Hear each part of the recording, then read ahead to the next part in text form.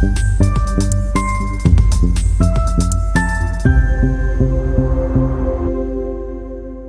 My dear friends, आज हम बात करेंगे बहुत ही इम्पोर्टेंट विषय के बारे में जो आप आजकल हर टीवी चैनल में देखते और सुनते हैं, हर न्यूज़पेपर में पढ़ते हैं। हम बात करेंगे केरल में आए निपाह वायरस के बारे में और हम बात करेंगे कि यह कितना खतरनाक है और इसके लिए हमें क्या सावधानियां बरतनी चाहिए। हाल ही में केरल के कोझिकोड जिले में निपाह वायरस के संक्रमण से 2 लोगों की मौत हो गई, जबकि 6 लोग वायरस से संक्रमित पाए गए। निपाह वायरस कोविड-19 वायरस जितनी तेजी से नहीं फैलता है, लेकिन यह उससे भी कहीं ज़्यादा घातक है। विश्व स्वास्थ्य संगठन के अनुसार निपाह संक्रमण वाले मरीजों की मृत्यु दर 40% से 75% तक है, जो कोविड-19 से होने वाली मृत्यु दर से अधिक है। कोविड-19 से होने वाली मृत्यु दर मात्र 2 से 3% थी। आइए हम समझते हैं कि निपाह संक्रमण क्या है। निपाह एक जूनोटिक बीमारी है, जिसका अर्थ है यह वायरस संक्रमित जानवरों या दूषित भोजन से मनुष्यों में फैलता है। यह वायरस सीधे एक व्यक्ति से दूसरे व्यक्ति में भी फैल सकता है।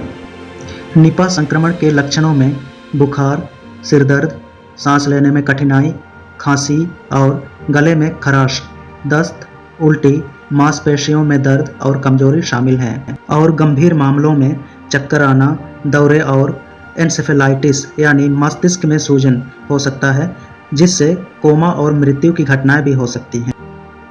आइए हम समझते हैं कि निपाह वायरस कैसे फैलता है। मनुष्यों में निपाह वायरस का पहला संक्रमण मलेशिया और सिंगापुर में 1998 और 1999 में रिपोर्ट किया गया था। इस वायरस का नाम मलेशिया के उस गांव से पड़ा जहां पहली बार एक व्यक्ति निपाह वायरस से संक्रमित हुआ और उसकी मौत हो गई। इस वायरस का मूल कारण या रिजर्वायर फ्रूट बैट को माना जाता है, जिसे आमतौर पर फ्लाइंग फॉक्स कहा जाता है। फ्रूट बैट से यह वायरस सूअर, कुत्ते, बिल्ली, बकरी, घोड़े और भेड़ जैसे अन्य जानवरों में फैलता है और इन संक्रमित जानवरों के निकट संपर्क में आने से, संक्रमित फलों, खजूर के रस या ताड़ी के खाने या पीने से या इसके स्राव से निपाह वायरस मनुष्यों में संचरित होता है और एक संक्रमित व्यक्ति के निकट संपर्क में आने पर दूसरे व्यक्ति में फैलता है। निपाह संक्रमण भीड़ भरे वातावरण में बूंदों यानी ड्रॉपलेट्स के माध्यम से भी फैलने के लिए जाना जाता है।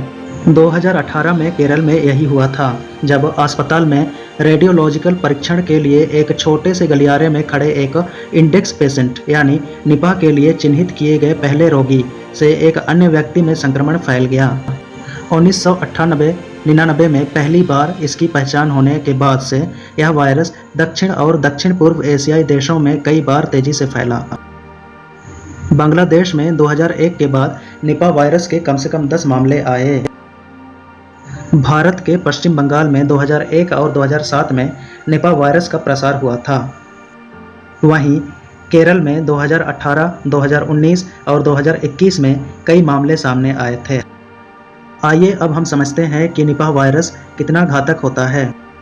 2001 में बंगाल के सिलीगुड़ी में जब पहली बार निपाह वायरस फैला तो 66 संक्रमित लोगों में से 45 लोगों की मौत हो गई थी। यह मृत्यु दर 68% है। जब दूसरी बार पश्चिम बंगाल के नदिया जिले में 2007 में फैला तो सभी 5 संक्रमित लोगों की मृत्यु हो गई। केरल में 2018 में जब निपाह वायरस फैला तो 18 संक्रमित रोगियों में से 17 की मृत्यु हो गई। इन घटनाओं से अनुमान लगाया जा सकता है कि निपाह वायरस कितना खतरनाक है। आइए अब हम समझते हैं कि निपाह वायरस से सावधानी कैसी बरती जा सकती है। निपाह वायरस के लक्षणों की शुरुआत होने के बाद अगले 3 दिनों में रोगी की स्थिति काफ़ी बिगड़ जाती है, इसलिए वायरस के लक्षण देखते ही संक्रमित व्यक्ति की इलाज शुरू कर देनी चाहिए। संदिग्ध मरीज को तुरंत अलग किया जाना चाहिए और उसके संपर्क में आए सभी व्यक्तियों को नेगेटिव रिपोर्ट मिलने तक संगरोध यानी क्वारंटाइन में रखा जाना चाहिए। उम्मीद है यह वीडियो आपको अच्छी लगी होगी। अच्छी लगी हो तो कमेंट और सब्सक्राइब जरूर करें। धन्यवाद।